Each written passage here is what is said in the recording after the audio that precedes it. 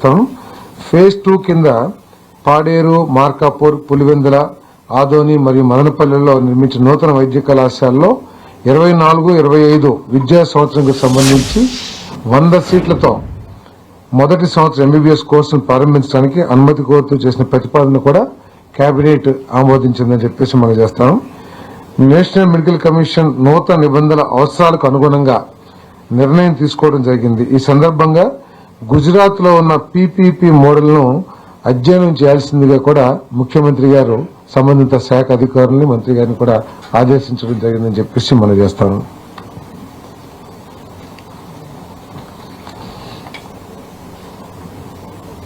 Jio number 40 రద్దు కోసం జలవనరుల శాఖ చేసిన ప్రతిపాదన మంత్రి మండలి ఆమోదం తెలిపింది.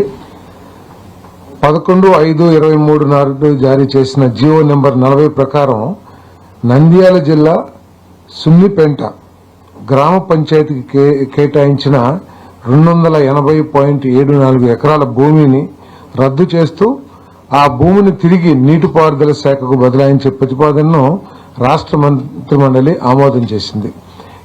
ఈ భూమిని అన్ని చట్టాలని, అంటే అటవీ చట్టాలని, వాటన్నిటిని కూడా పరుగులోకి తీసుకుని రాబోయే రోజుల్లో అక్కడ శ్రీశైలం ప్రాంత అభివృద్ధి కోసం చేసిన మాస్టర్ ప్లాన్ కి వినియోగించుకోవాలని చెప్పేసి కూడా సూచన చేయడం జరిగింది.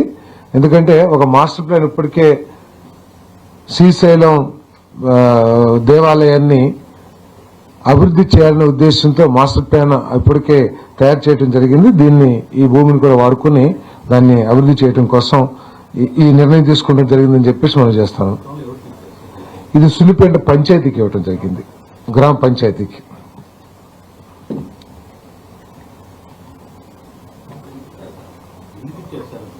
ఏమండి, పంచాయతీకి వాడుకోవడానికి ఇచ్చారు, కొంత డెవలప్మెంట్స్ చేయడానికి దానికి ఇచ్చారు, కానీ దాంట్లో డెవలప్మెంట్స్ ఏం జరగలేదు. దాన్ని గ్రాప్ చేస్తానికి కూడా కొంత ఆలోచన జరిగిందని చెప్పేసి సమాచారం ఉంది.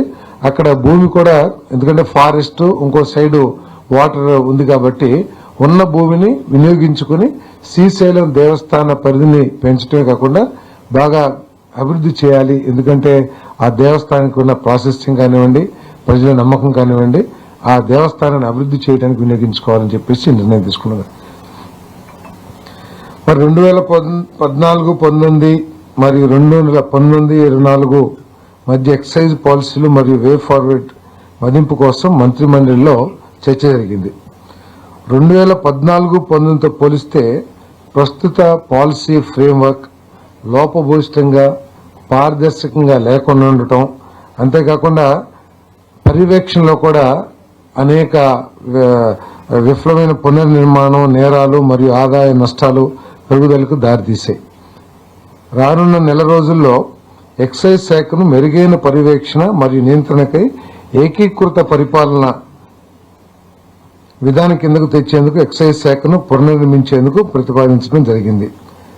మద్యం రిటైల్ అమ్మకాలు, ప్రొక్యూర్మెంట్, క్వాలిటీ కంట్రోల్, ధరల నిర్ధారణకు విధానాలకు సంబంధించి ఇతర రాష్ట్రాలు, ముఖ్యంగా వేరే రాష్ట్రాల్లో ఎక్కడైతే మెరుగైన పాలసీలు ఉన్నాయో వాటి మీద స్టడీ చేయమని చెప్పేసి కూడా మరి మన ఆదేశించడం జరిగింది.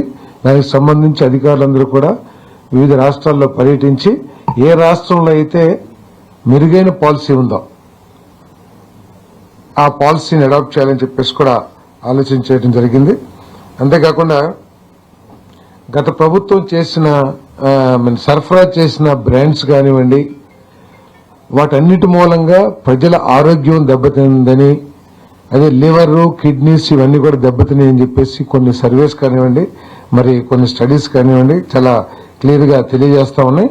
దాన్ని దృష్టిలో పెట్టుకుని క్వాలిటీ మీద ప్రత్యేక పర్యవేక్షణ ఉండే విధంగా దేశంలో ఉన్న మెరుగైన బ్రాండ్స్ అన్ని కూడా, ఎందుకంటే ఆరోగ్యానికి అత్యంత ప్రాధాన్యతనిచ్చి అన్ని టెస్టులు కూడా కండక్ట్ చేసి మెరుగైన బ్రాండ్స్ ని తీసుకురావాలని చెప్పేసి సూచించడం జరిగింది.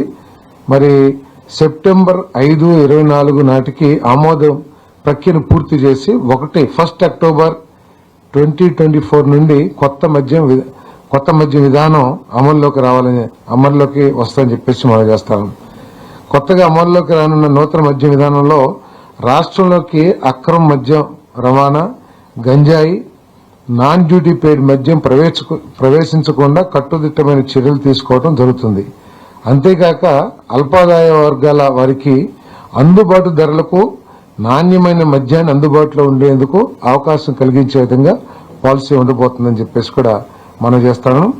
మరి అదేవిధంగా గత ప్రభుత్వం ఫెయిల్యూర్ మూలంగా గత ప్రభుత్వం అనుసరించిన మరి లోపభూయిష్టమైన ఎక్సైజ్ పాలసీ మూలంగా IMFL మద్యం అమ్మకాలు 232 లక్షల కేసులకు, బీర్ అమ్మకాలు 436 లక్షల కేసులకు పడిపోవడంతో రాష్ట్ర ప్రభుత్వానికి 2019-24లో మధ్యన 18,860 కోట్ల నష్టం వాటిల్లింది.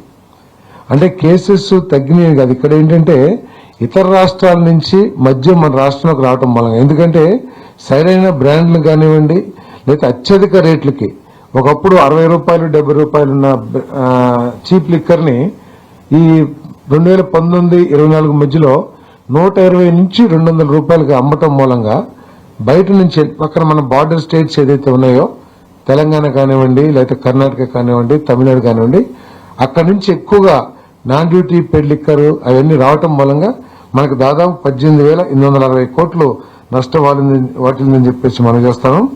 మరి అదేవిధంగా గత ప్రభుత్వం మద్యం అమ్మకాల సప్లై చైన్ ఉత్పత్తి నుంచి రిటైల్ అమ్మకాల వరకు కూడా గుత్తాధిపత్యం, అంటే వాళ్ళకి కావాల్సిన కొన్ని కంపెనీలని, అంటే దేశవ్యాప్తంగా లేకపోతే గతంలో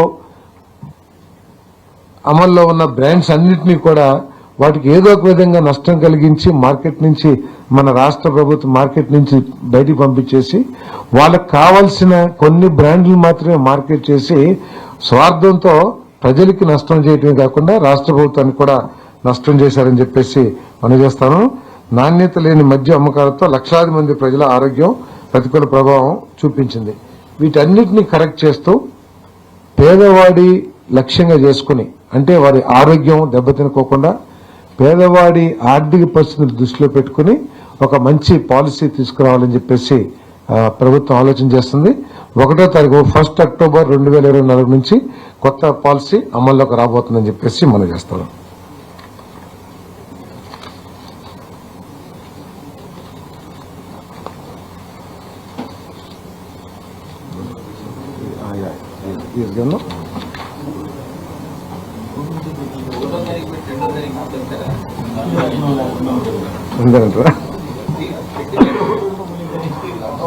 అంటే పాలసీ అనౌన్స్ చేసినా కూడా అమలు 5వ తారీఖు నుంచి అట్లా చూసి చేస్తాం. ముందు అమలు అనౌన్స్ చేస్తాం. దేనికి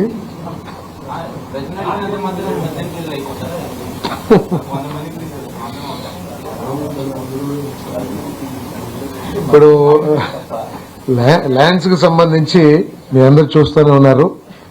22A ఫ్రీలాన్స్ చేసేసి ఏ విధంగా గత ప్రభుత్వం కానీ ప్రభుత్వంలో పెద్దలు కానివ్వండి లేదా చాలా మంది దళారులు కానివ్వండి ఏ విధంగా ఈ భూముల్ని దోచేయటానికి ప్రయత్నం చేశారో మనం కూడా చూస్తున్నాం.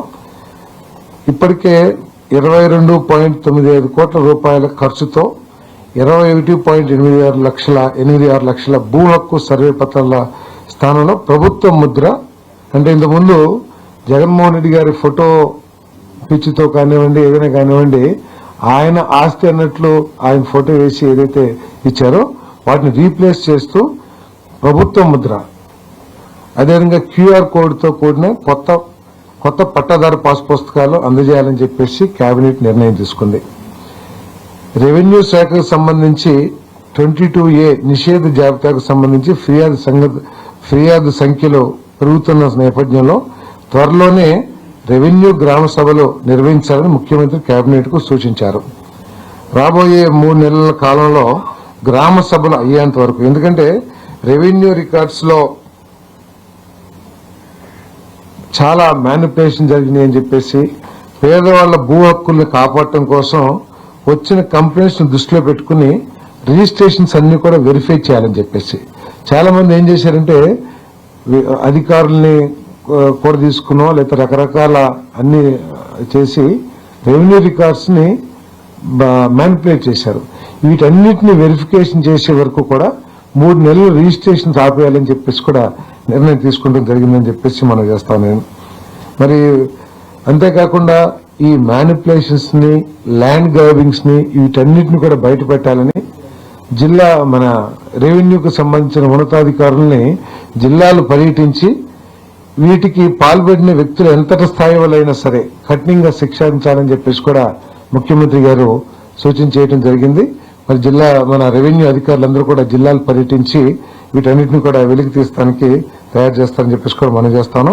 అదేవిధంగా ఏదైతే రాళ్లు కొన్ని వందల కోట్ల రూపాయలు ఖర్చు పెట్టి ప్రభుత్వ సొమ్ముని దుర్వినియోగం చేసి దాని మీద కూడా ఆయన ఫోటోలు వేసుకునే విధంగా ఏదైతే చేశారో దాన్ని పూర్తిగా ఆపాలని చెప్పేసి కూడా నిర్ణయం తీసుకోవడం జరిగిందని చెప్పేసి కూడా మనం చేస్తామండి. ఒక 3 నెలలు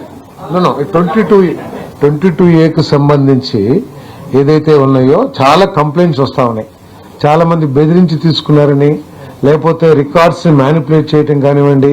సో ఇప్పుడు దాకా 22Aలో ఉన్నాయి కాబట్టి చాలా మంది దానికి సంబంధించిన పూర్తి సమాచారం పేదవారి దగ్గర లేకపోవడం మూలంగా దాన్ని ఎక్స్ప్లాయిట్ చేసి ఏదైతే కంప్లైంట్స్ వచ్చినాయో ఆ కంప్లైంట్స్ ని పూర్తిగా పరిశీలించి ఒక 3 months లో ఒక ఈ కరెక్షన్స్ అన్ని చేసి అప్పుడు దాకా రిజిస్ట్రేషన్స్ ఆపమని చెప్పేసి నేను తీసుకున్నాను.